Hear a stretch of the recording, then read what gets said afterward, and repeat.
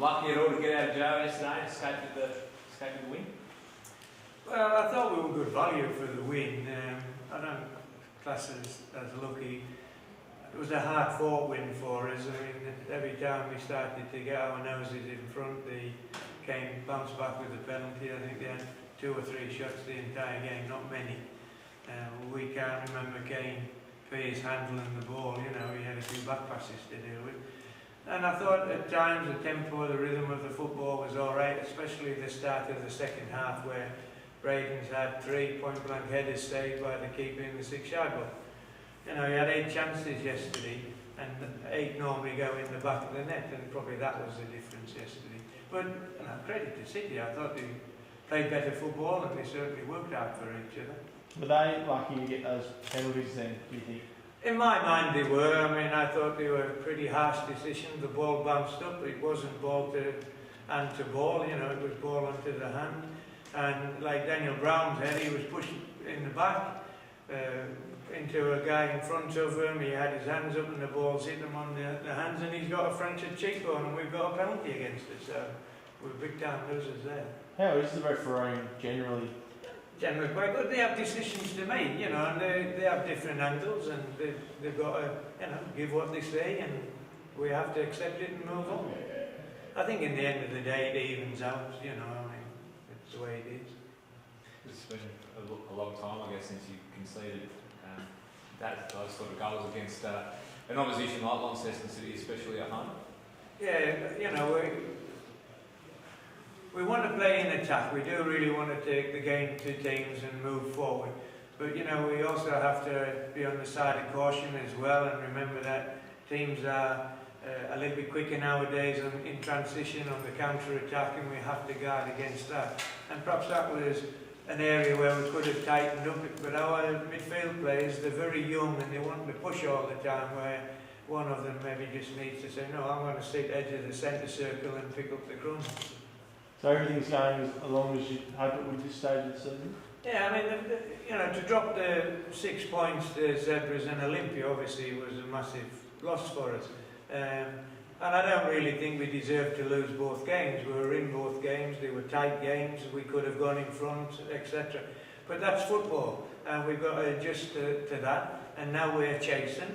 So it's a position we've been in before, many seasons, and we've always come through, and I just give credit to the players. The spirit is terrific, they're working hard at training, and I think we'll get better.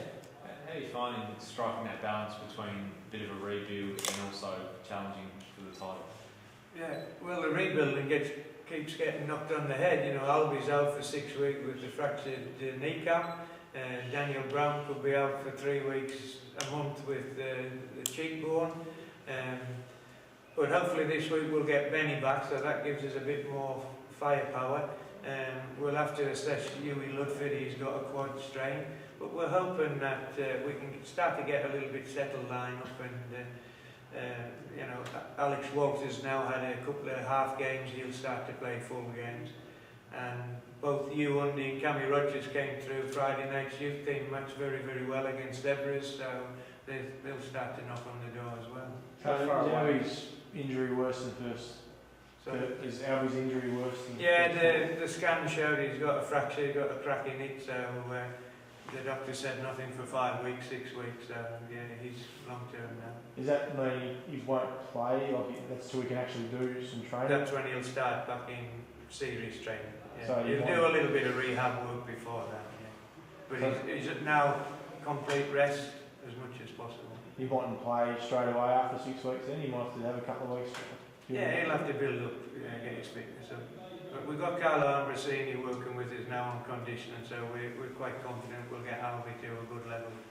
You mentioned a couple of weeks ago in the after loss to Olympia that you need that midfield general. Which one of the players in there can step up and serve that position? Well, I think Cammy Rogers can do that. Once we get Cammy Rogers fully fit, he's a super football player.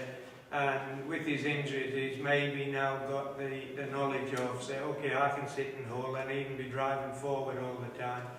And if Hugh Undy comes into the side, Hughie's one of them that's going to be driving on, pushing into the box, a bit like Harrison Thomas. So you know, I think we can get the blend. It's just going to take a little time. Ken, does the discipline of the side worry you at all? You've had 2 players sent off. That's most unusual.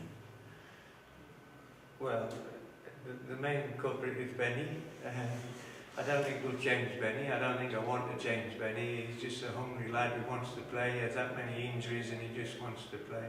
So no, they don't worry me. Not all of them, the sendings off, I think have been, you know, sendings off. I think we've been unfairly punished there. But, you know, as I say, that's football and we move on. How many weeks are Huey, Andy and Cam Rogers away exactly? Is there a time frame for them? Or? Well, I'd like Huey Undy at least to get another game in 90 minutes in the 20s. Cam Rogers, I would think, has a good chance of featuring against City this next week if he trains well this week. We haven't, you know, worked them through training. They're not training completely with the team every night. They have one major night with the players and the rest on their own. So we just want them to be at a good level physically themselves and, you know, injury-free, as it were, pain-free. Ken, next week's game against City, that's more important than a league match, really, isn't it? Because it means your chance of appearing on a national stage. I don't think it's more important. It's a very important game for us. I mean, last year, as we said, the FA Cup was unbelievable for South Hobart. The publicity we get, the people talking about it, other clubs watching our players, and you know, it's a big stage, and we want to be on that big stage. But also, winning the league is a big stage. Being in the NPL playoffs, that game against South Melbourne Hellas last year, that was unbelievable. Andy Brennan gets picked up for them, and on the weekend he was the star man against the Melbourne City in the top of the table class, scoring the winning goal, and absolutely in unbelievable form. And you know, many of the A-League clubs are now taking notice of Andy. What I meant was that in the league you've got months to sort of recover, but this is a one-off and you win or die. Yeah. No, we're going up there to win, that's for sure. We want to be in the FA Cup, and as you rightly say, there'll be points won and lost this year in the Victory League, I'm sure. It is a long season for us, and it's just started, so we've got points to pick up, and I think we can do that. Do you feel Zebras and Olympia have overtaken South Hobart? In what capacity? In being, I guess, the team to beat, and that team that's the 2 teams that are sort of set apart from the rest of the competition, like South Hobart's been the last few years. I think they're worthy. The people at the top of the league, teams at the top of the league, they've earned their spots there. Whether they're the best teams in the league, I think the season will tell. They're both very competitive. They've got a good balance of experienced players and youth players. And yeah, they're definitely in a stronger position than South Hobart, where, you know, obviously in that transitional period, where, you know, Andy Brennan and Nick Morton in the side might have made a big difference to us as well. But no, credit to the coaches and the management at Olympia and Zebras. They've worked hard to get where they are, and it's now up to them to stay there, deal with the pressure. You're within striking distance again now, though, aren't you, Ken? So that was an important win.